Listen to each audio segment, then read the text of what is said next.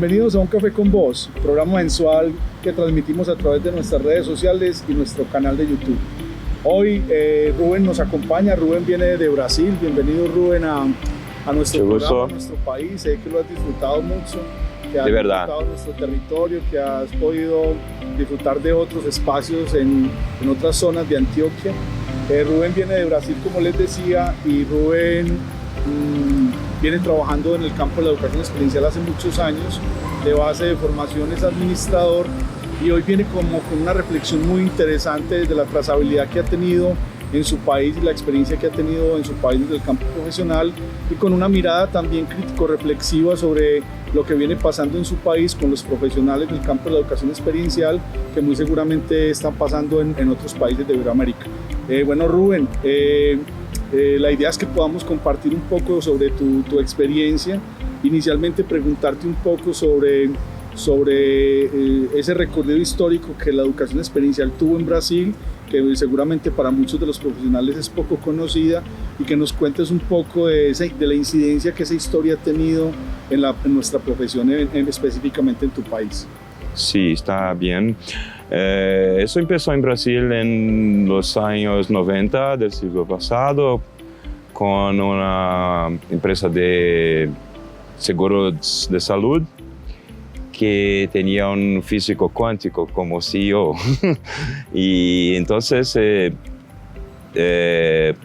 esas personas que empezaron fueron entrenadas por unos de los participantes del Project Adventure de Estados Unidos.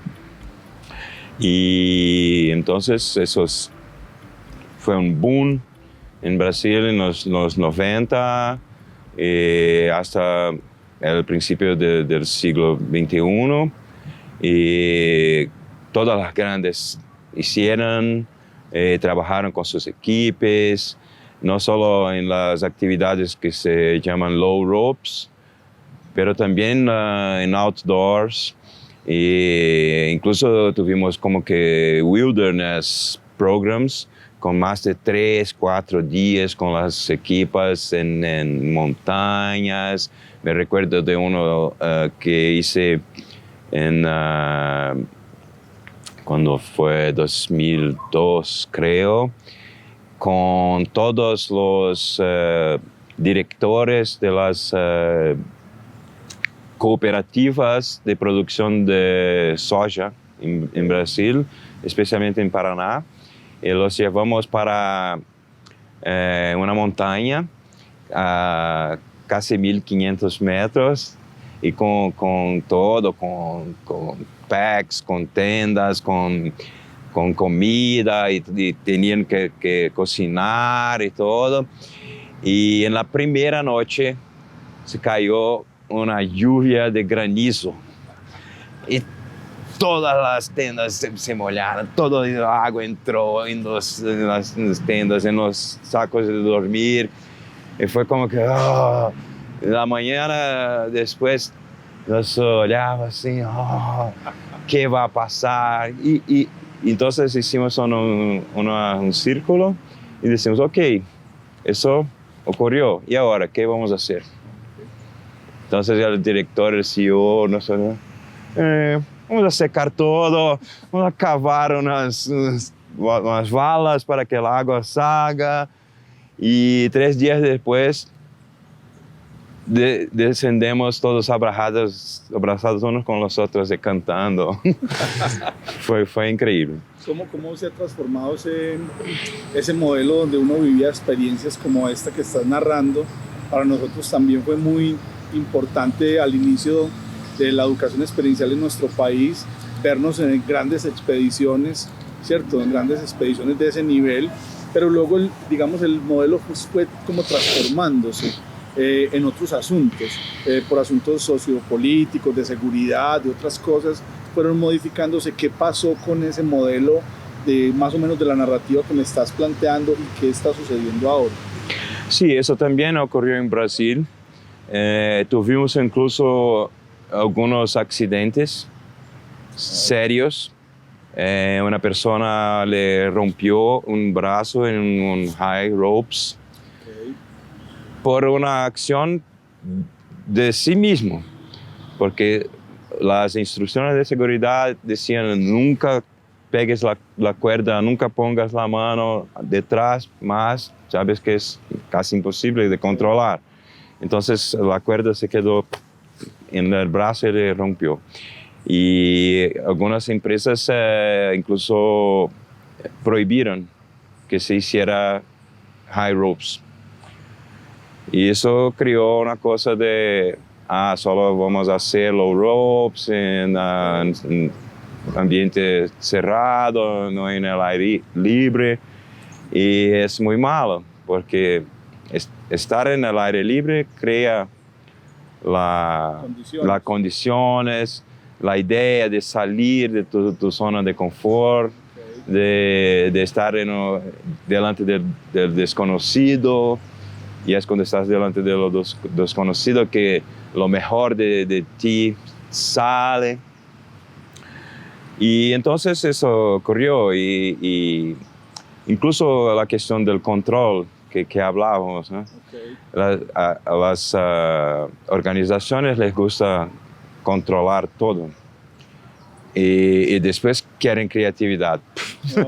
No sé cómo. De eso que nos planteas finalmente, cómo las organizaciones ven hoy y que saben leer, digamos, como los riesgos que hemos asumido en ciertas etapas de nuestro ejercicio profesional, donde también aquí se nos accidentó muchas personas porque no teníamos los rangos ni una mirada estricta sobre el desarrollo del campo profesional, eso cuando desarrollábamos actividades en altura, pero las organizaciones que hoy hacen una lectura muy clara de eso y que tienen estructuras muy rígidas, ¿cierto? Que no acceden como a permitirse ese tipo de cosas, no solo por lo que nos está pasando o nos ha pasado en temas de seguridad, porque no solamente es la seguridad física, sino la seguridad emocional también. Digamos que hay un rango muy amplio del tema de seguridad que no abarca solamente un tipo de lesión, sino que hay una seguridad emocional.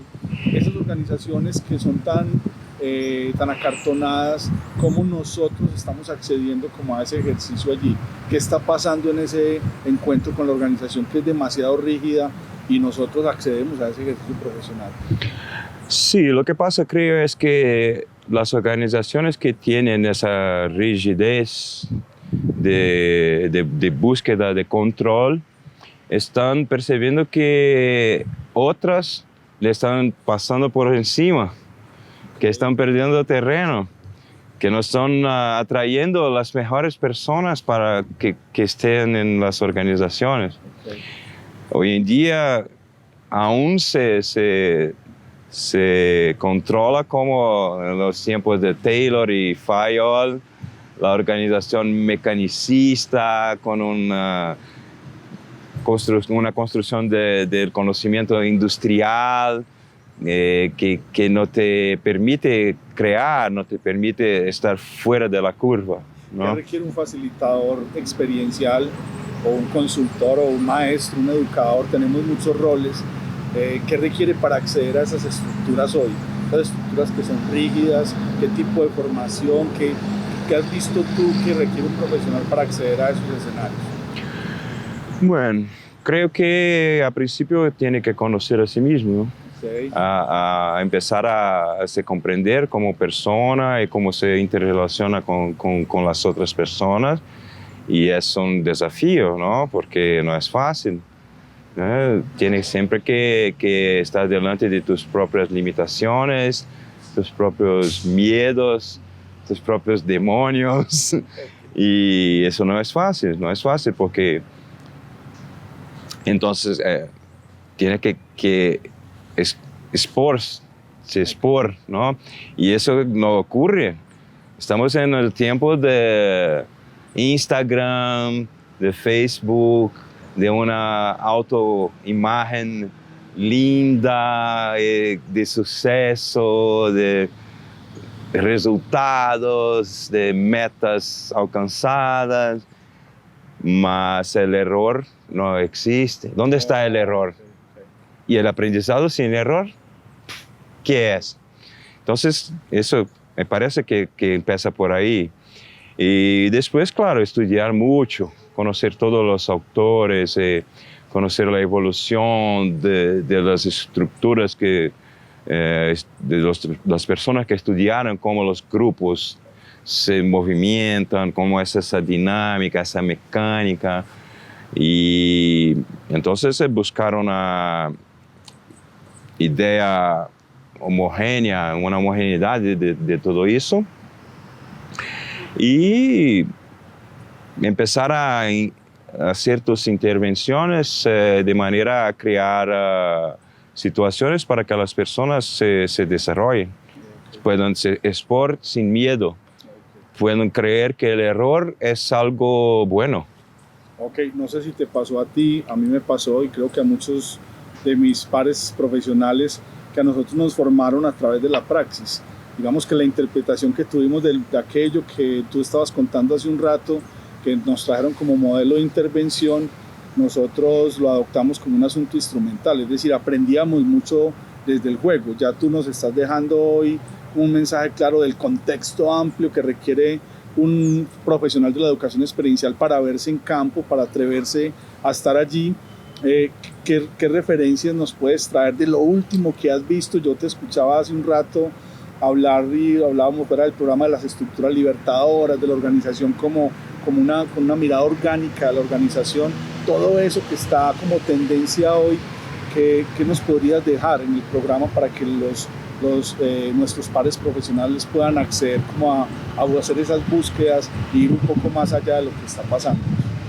Sí, es muy importante estar siempre estudiando y comprender que esa estructura social y organizacional se está cambiando.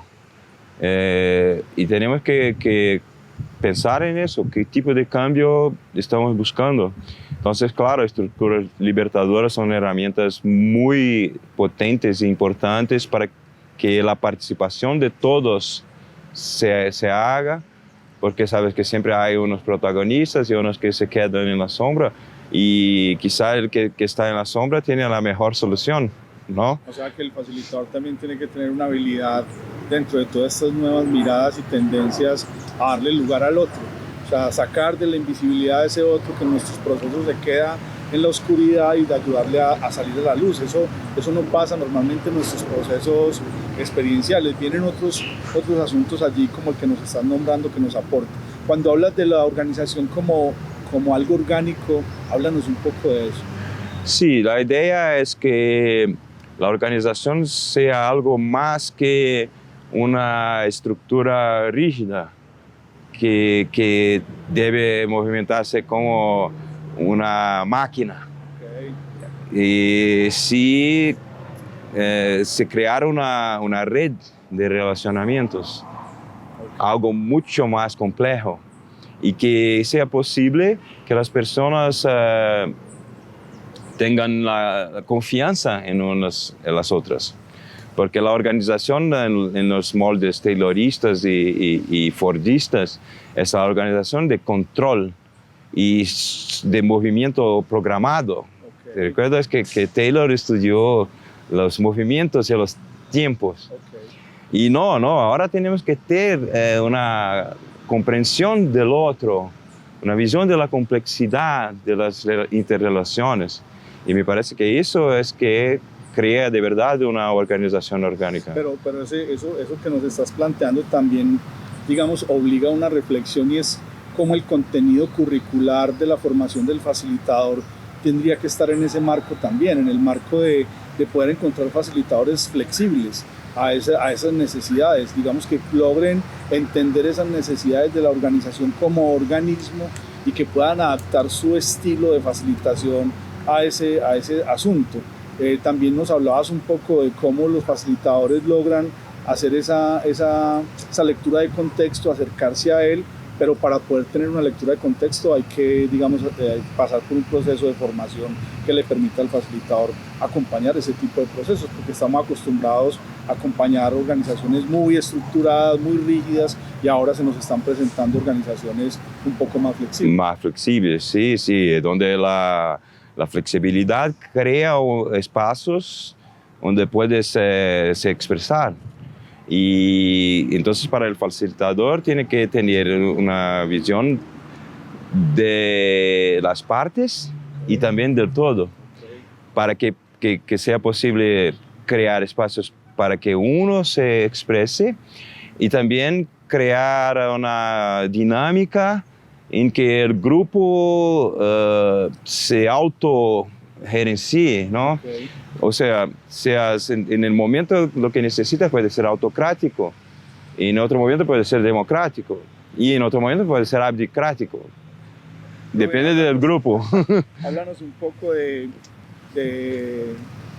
darnos un aporte sobre a cuál texto nos podemos acercar para profundizar más en lo que nos propones hoy. Sí, estaba leyendo el libro de Simon Priest, que es muy interesante y que está muy bien fundamentado académicamente, que tiene todos los detalles, ellos llaman de las tres estructuras de la pared del desarrollo experiencial en las personas y las organizaciones. Dije que tiene que tener las fundaciones, fundamentals, y hay que tener los meta skills, que es como que una mortar, una argamasa, no sé si esa palabra que une los tijolitos. Amalgama.